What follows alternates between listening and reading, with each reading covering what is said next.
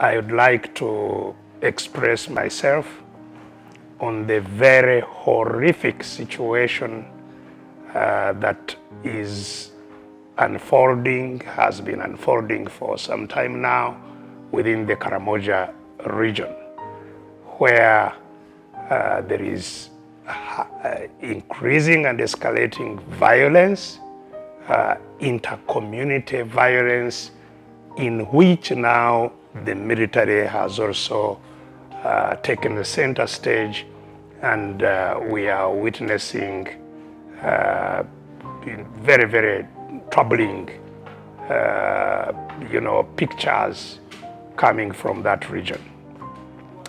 Now, the crisis in Karamoja is a crisis that has been going on for a very, very long time. In fact, right from the colonial times, Karamoja has had a rather unfair share of challenges within the country that is now Uganda. And these problems have continued to very negatively impact the population in Karamoja, and I think that's why the population in Karamoja has remained low, and the quality of the people, the quality of life of the people within Karamoja has remained extremely wanting. So my own sense is that the underlying challenge within the region of Karamoja, which is not very different from the challenges that the rest of the country faces, is centered on governance. The governance situation within Karamoja, because insecurity is a matter that must be addressed by the governance of the communities involved. And when we talk about insecurity here, we are not just talking about the security or the physical security of people. We are talking about the whole range of areas that affect the security of the people. And within Karamoja, the livelihoods of the people of Karamoja have been really negatively impacted over time, especially in terms of food security. In fact, Karamoja has been supported and maintained largely by food donations that are provided by mainly NGOs, local and international NGOs, to an extent that the NGOs in Karamoja providing food became an industry of its own, and have also had their own long-term effect of people becoming dependent on handouts rather than having programs that can afford them to sustain themselves. So the governance questions in Karamoja, I believe, are at the bottom of what we have seen developing in Karamoja over the years.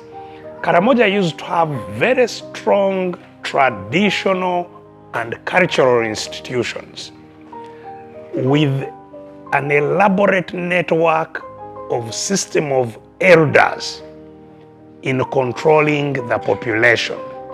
Elders would have meetings, take decisions. Their decisions were highly respected and implemented by all.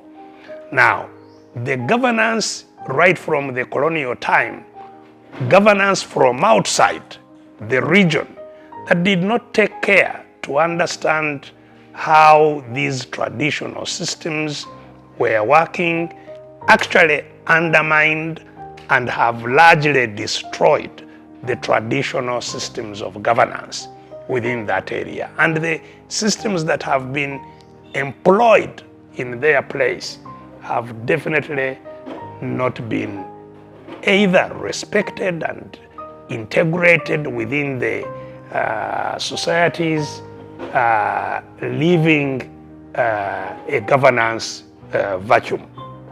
Now, secondly, Karamoja is in an area, especially the northern part of Karamoja, is in an area that is quite arid, where there is low rainfall, and even where when the rain falls, its topography is such that the water is very quickly flows away, leaving the place quite dry. And therefore, with the pastoral life of the Karamojong, this water resource has always been a source of major challenge and conflict.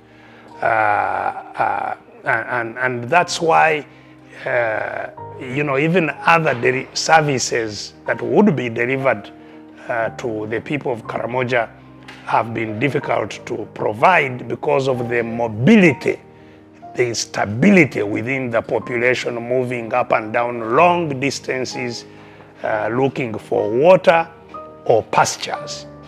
Now, these are all questions that can only be addressed by governance. They are public goods. They are not problems that can be solved by families. They have to be solved by the public government. And the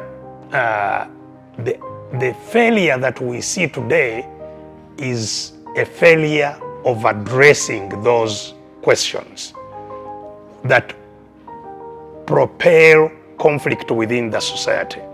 Now, being pastoral communities, inter-community raids had always been there, and they are complicated by the borders that where Karamoja is located.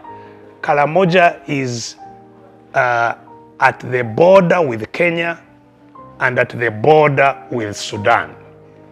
And you have similar pastoral communities in the neighboring countries, which even if you deal with the problems within Uganda, you must also make sure that you are not importing the problems that come from the pastoral communities across.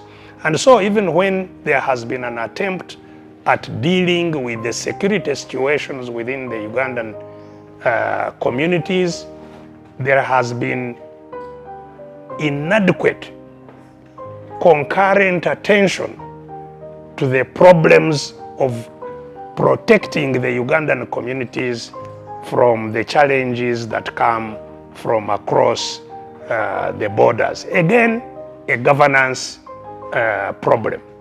Now, Karamoja, because of its remoteness and its under provision of infrastructure, has also had a very